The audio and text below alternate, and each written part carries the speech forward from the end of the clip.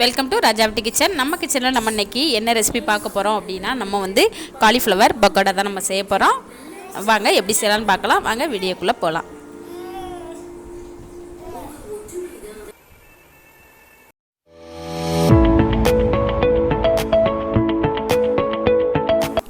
Cauliflower pakoda செய்கிறதுக்காக நான் வந்து ஒரு காலிஃப்ளவர் எடுத்துருக்கிறேன். சின்ன சைஸில் இருக்கிற காலிஃப்ளவர். நம்ம இதை கட் பண்ணி எடுத்துக்கலாம். பாருங்கள், நான் வந்து இந்த சைஸுக்கு கட் பண்ணி எடுத்துருக்கிறேன். அடுத்ததாக நம்ம கட் பண்ணி எடுத்து வச்சுருக்கிற காலிஃப்ளவரை நம்ம கொதிக்கிற சூடான தண்ணியில் நம்ம சேர்த்துக்கலாம்.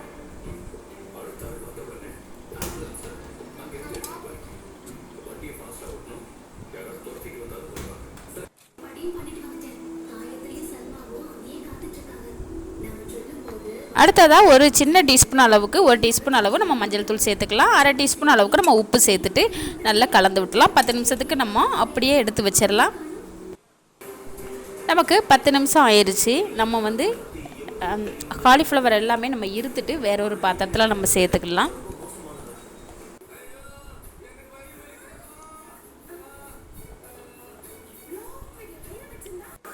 நம்ம தண்ணியை இருத்துட்டு காலிஃப்ளவரை எடுத்து வச்சிட்டோம். அடுத்ததான் நம்ம தண்ணியில் போட்டு க்ளீன் பண்ணி எடுத்து வச்சிடலாம்.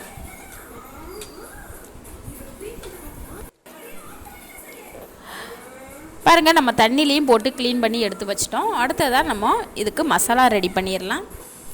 நம்ம மசாலா ரெடி பண்ணுறதுக்கு என்னென்ன பொருளாக தேவையான பொருள்னு பார்த்துக்கலாம். 1 கப் அளவுக்கு கடலை மாவு, அரை கப் அளவுக்கு பச்சரிசி மாவு, தேவையான அளவு இஞ்சி பூண்டு பேஸ்ட்டு, 1 டேபிள் ஸ்பூன் அளவுக்கு வரமிளகாத்தூள், 1 டீஸ்பூன் அளவுக்கு கரம் மசாலா தூள், கொஞ்சமாக மல்லி இலை, பெருங்காயத்தூள். இவ்வளோதாங்க. நம்ம ஒரு பாத்திரத்தில் இது எல்லாத்தையுமே நம்ம சேர்த்துக்கலாம். ஃபஸ்ட்டாக நம்ம வந்து 1 கப் அளவுக்கு கடலை மாவு எடுத்து நம்ம சேர்த்துக்கலாம். அடுத்ததாக நம்ம அரிசி மாவு எடுத்து சேர்த்துக்கலாம்.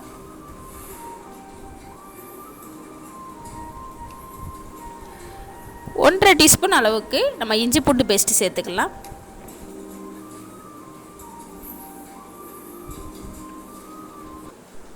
அடுத்ததாக நம்ம 1 டேபிள் ஸ்பூன் அளவுக்கு வரமிளகாத்தூள் நம்ம சேர்த்துக்கலாம். 1 டீஸ்பூன் அளவுக்கு கரம் மசாலா தூள் நம்ம சேர்த்துக்கலாம். கொஞ்சமாக மஞ்சள் தூள் சேர்த்துக்கலாம். அடுத்ததாக நம்ம மல்லி இலை சேர்த்துக்கலாம். கொஞ்சமாக பெருங்காயத்தூள் சேர்த்துக்கலாம்.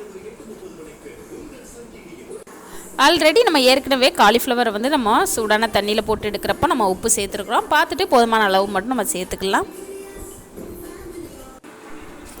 அடுத்ததாக கொஞ்சமாக நம்ம தண்ணி சேர்த்து நம்ம மாவு வந்து கையால் நல்லா கலந்து விட்டு பசைஞ்சு எடுத்துக்கலாம். நம்ம ரொம்ப தண்ணி சேர்த்துடக்கூடாது. நமக்கு அந்த பக்கோடா செய்கிற அந்த பக்குவத்துக்கு நம்ம வந்து மாவு பசைஞ்சுக்கணும். கொஞ்சமாக நம்ம தண்ணி சேர்த்துட்டு நல்லா மாவு பசைஞ்சு எடுத்துக்கலாம்.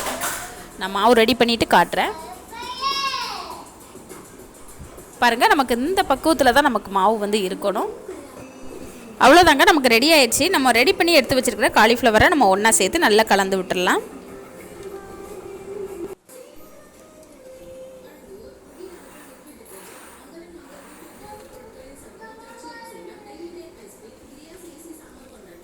நம்ம காலிஃப்ளவரை கையால் நல்லா இந்த மசாலாவோட நல்லா கலந்து விட்டு பசைஞ்சு எடுத்து வச்சிடலாம். ஒரு 10 நிமிஷத்துக்கு நம்ம அப்படியே எடுத்து வச்சிடலாம்.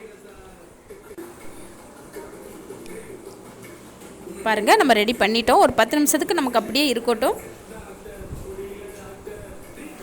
ஆல்ரெடி நான் ஏற்கனவே ஸ்டவ் ஆன் பண்ணி கடாய் எடுத்து வச்சுட்டு ஆயிலும் சேர்த்துட்டேன். ஆயிலும் நமக்கு சூடாயிருச்சு. நம்ம மசாலாவோட ரெடி பண்ணி எடுத்து வச்சு காலிஃப்ளவரை நம்ம ஆயிலில் சேர்த்துக்கலாம். ஆயிலில் சேர்த்து நம்ம வேக வச்சு எடுத்துக்கலாம்.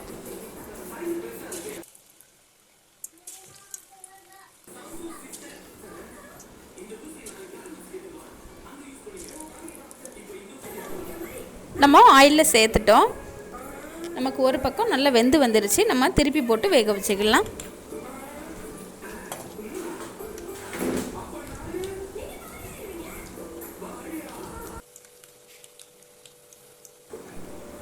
நம்ம ஸ்டவ்வை சிம்மில் வச்சுட்டு நல்லா பொறுமையாக கலந்து விட்டு நம்ம வேக வச்சு எடுத்துக்கலாம். பாருங்கள், நமக்கு 2 பக்கமுமே நல்லா வெந்து வந்துருச்சு. நம்ம ஆயிலை இருத்துட்டு நம்ம வேற ஒரு பாத்திரத்தில் எடுத்து வச்சிடலாம்.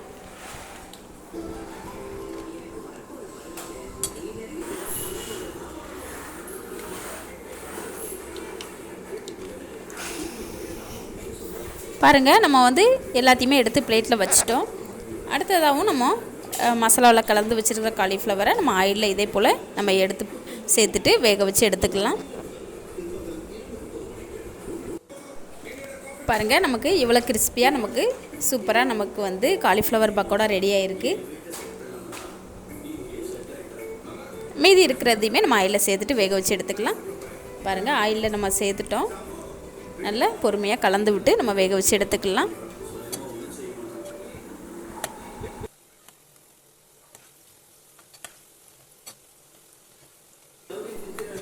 பாருங்கள், நமக்கு வந்து 2 பக்கமுமே நல்லா வெந்து வந்துருச்சு. நம்ம ஆயிலை இருத்துட்டு நம்ம பாத்திரத்தில் எடுத்து வச்சிடலாம்.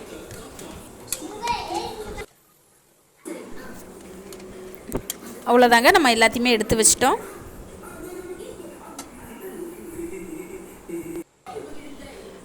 மீதி இருக்கிறதையும் நம்ம ஆயிலில் சேர்த்துட்டு வேக வச்சு எடுத்துக்கலாம். அவ்வளோதாங்க, சூப்பரான டேஸ்டியான ஹெல்த்தியான நமக்கு காலிஃப்ளவர் பக்கோடா சூப்பராக நமக்கு ரெடி ஆயிடுச்சு. நீங்களும் இதே போல் இதே அளவுகளில் ட்ரை பண்ணி பாருங்கள். நம்ம குழந்தைங்களுக்கு ஈவினிங் ஸ்நாக்ஸாக இது போல் ரெடி பண்ணி கொடுத்தோம்னா அவங்களும் விரும்பி சாப்பிடுவாங்க. நீங்கள் இதை விட கொஞ்சம் அதிகமாகவோ அல்லது கம்மியாகவோ செய்கிறப்போ அளவுகளை கூட்ட குறைக்க செஞ்சுக்கோங்க. புதுசாக பழகுறவங்க கூட ரொம்ப ஈஸியாக செய்யலாம். ட்ரை பண்ணி பாருங்கள். இந்த ரெசிபி உங்களுக்கு பிடிச்சிருந்துச்சுன்னா நம்ம ராஜா வீட்டு கிச்சன் சேனலை சப்ஸ்கிரைப் பண்ணுங்கள், லைக் பண்ணுங்கள், பெல் ஐக்கானை கிளிக் பண்ணுங்கள். அப்போ தான் நான் போடுற வீடியோ உடனுக்குன்னா உங்களுக்கு வந்து சேரும். அவ்வளோதாங்க, சூப்பரான டேஸ்டியான ஹெல்த்தியான நமக்கு சூப்பரான ஒரு ஈவினிங் ஸ்நாக்ஸ் நமக்கு வந்து காலிஃப்ளவர் பக்கோடா சூப்பராக ரெடி ஆயிடுச்சு. இதே போல் இதே அளவுகளை நீங்களும் ட்ரை பண்ணி பாருங்கள். ட்ரை பண்ணி பார்த்துட்டு எனக்கு கமெண்டில் சொல்லுங்கள். நன்றி, வணக்கம்.